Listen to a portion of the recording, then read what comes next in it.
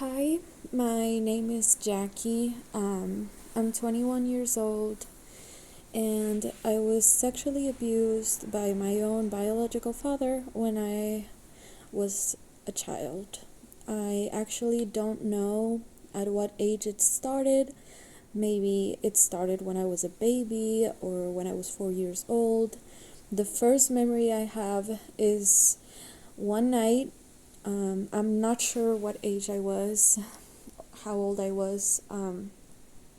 But I remember my own father. He usually came at night to check on me. I guess that's what I thought at least back then.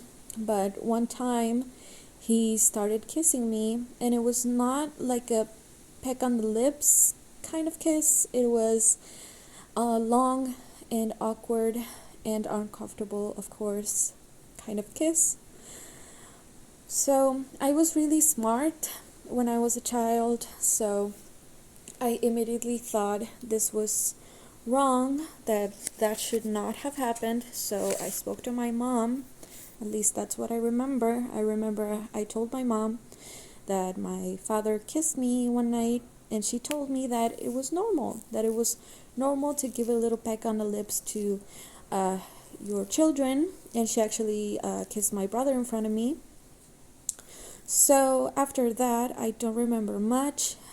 Everything just started escalating very quickly. Um, there's just some incidents that I remember, if I'm being honest, just a few. There's a lot of things that I suppose I blocked from my own memory. My brain just blocked them to protect me, I think.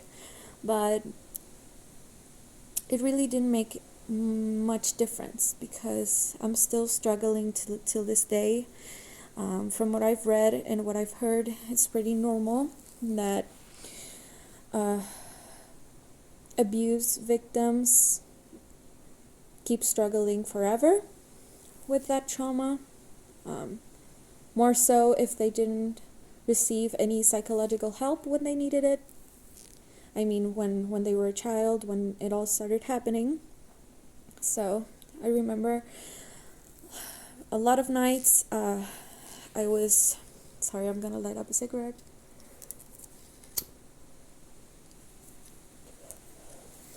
A lot of nights it was really harsh because my father used to put some scary movies to me and my brother, so I was always scared and I was always going to sleep with my parents. But that didn't stop him from molesting me every night, even if I wasn't in their bed. Actually, we had bunk beds at one time, me and my brother, before they had my two sisters. But and I used to be asleep in the top of the bunk bed, but that didn't stop him either from touching me. I remember when I realized what was happening was wrong, I started sleeping on the top of the bunk bed, as I said, but I was getting myself really close to the wall. But again, that didn't stop him from touching me. And every night I just couldn't sleep. When I was asleep, he came here. When he wasn't molesting me, he was just talking to me like I was some kind of psychiatrist or something. I don't know why. I was so little. I don't understand. But now that I'm 21 years old and all throughout my life, my my teenage years, and right now that I'm starting adulthood, I just can't fucking sleep. I can't. Like right now it's almost 5 in the morning and I just can't sleep. And when I sleep, I keep on waking up every time. I have nightmares. I even had sleep paralysis at one point. It's really hard. I'm tired all day, every day. I don't have any kind of motivation to do anything. Um, when I'm happy, it's just momentary. It really doesn't last that much. Um, and I always lock my door, but I don't know. I guess I got used to I got used to not sleeping, to waking up every time because he was there.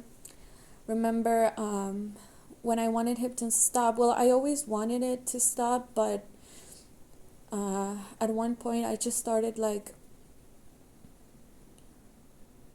getting up and locking myself in the bathroom and just hope and pray for everything that he left or that he fell asleep. Sometimes he did leave, but sometimes he didn't. And it's really hard because I think I was 11 years old or 10, maybe 12 even. I think 11 when all the things that I was living, no one knew except for me.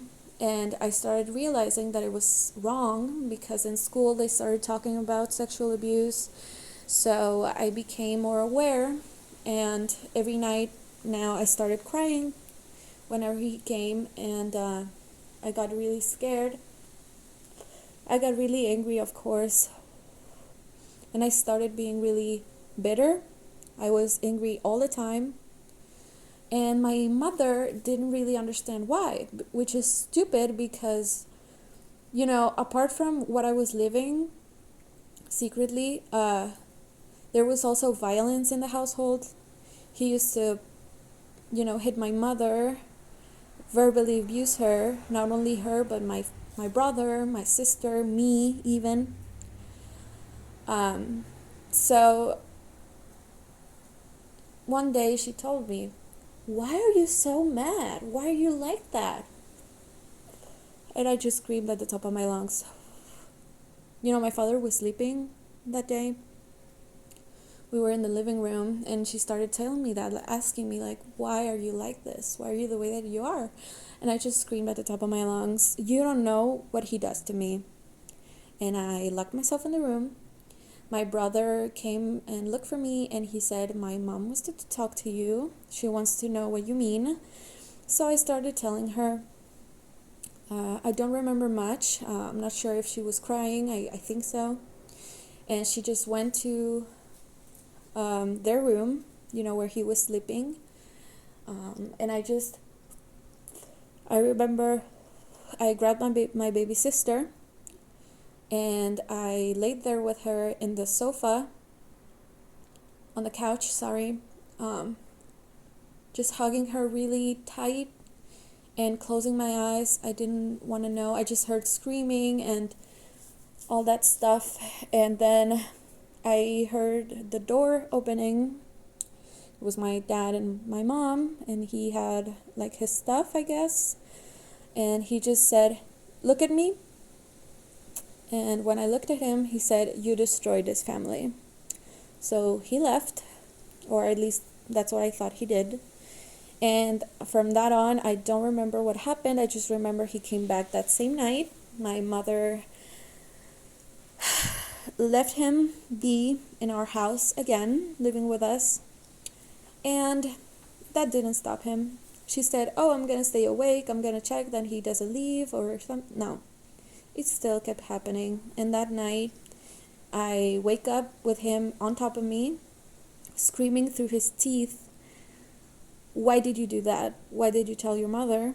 You destroyed us, blah, blah, blah." And that night he also told me he wanted to be a killer, like Dexter from that TV show. So I was obviously scared to death, and that continued until I was probably 13. He kept living with us until I was 15, and he left. But, my mom kicked him out of the house, but it was not because of what happened to me. It was for some other bullshit. And now he's no longer in our lives, but I feel very angry, the angriest I've been, honestly, because in my country, which is Mexico, we don't get any justice for these types of behaviors. It's pretty normal. Men laugh at these types of things. They don't believe us, and the government doesn't do anything for us. So if I were to, speak out and tell the police or something, they're not gonna do shit. So I'm just stuck here with my own baggage, my own trauma forever, and I don't know what to do. I sought psychological help a few years ago. It did help me for a bit, but we didn't have money and we still don't have it. So that stopped.